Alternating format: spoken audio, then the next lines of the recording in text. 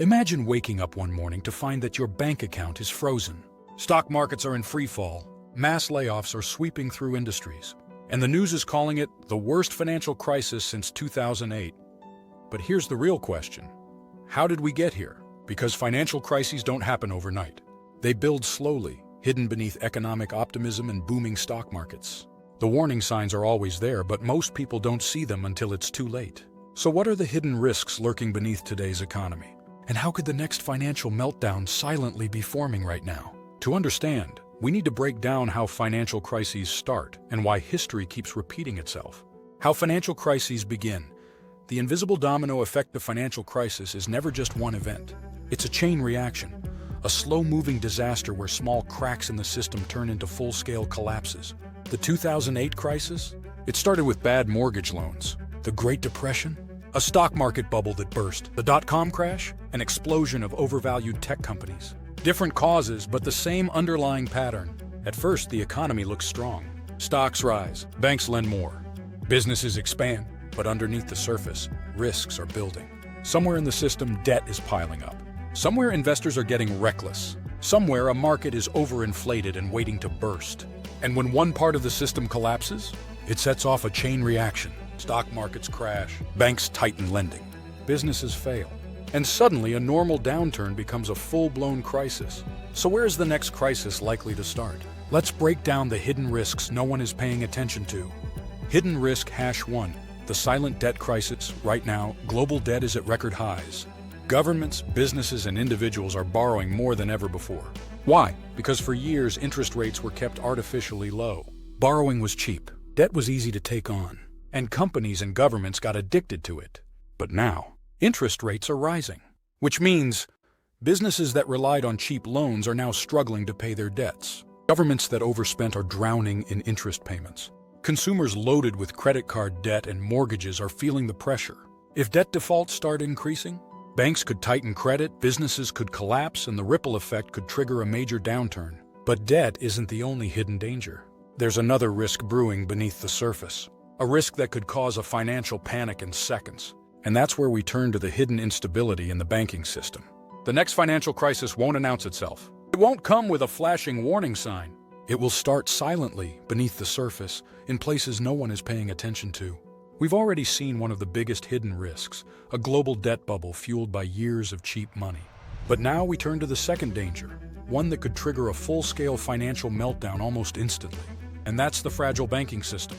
Because while banks appear strong and secure, the reality is that many are one financial shock away from collapse.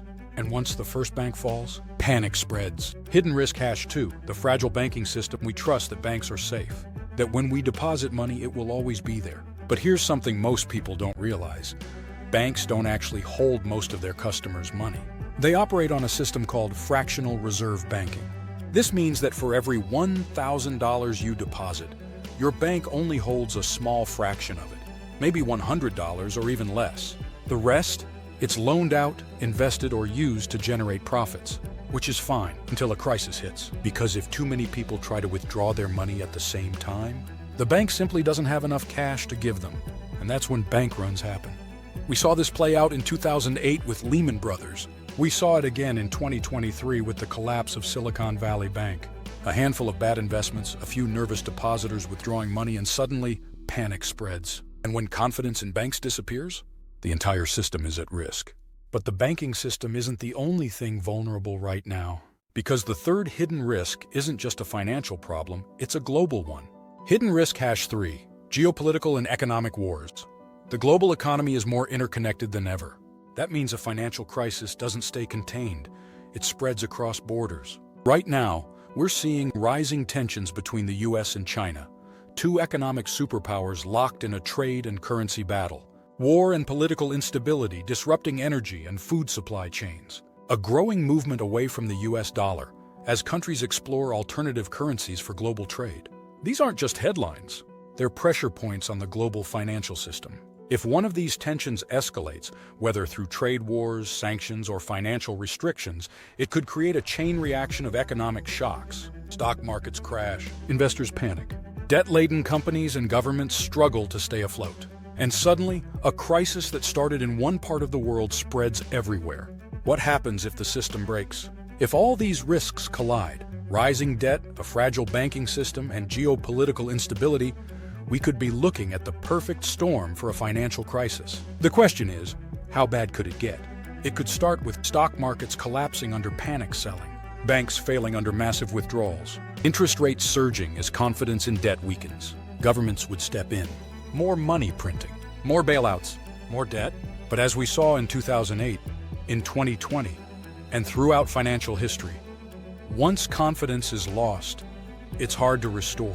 So the real question isn't if the next financial crisis will happen. It's when, and whether you'll be prepared. How can you protect yourself? If the next crisis happens, those who are prepared will survive and even thrive. Here's what history tells us. Cash reserves can be critical when credit tightens. Diversified investments protect against market crashes. Hard assets like gold, real estate, and even alternative currencies can hold value when inflation surges.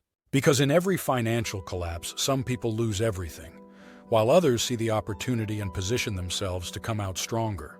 The question is, which side will you be on? Like and subscribe for more deep dives into global finance, economic risks, and how to protect your wealth. Do you think we're heading toward another financial crisis?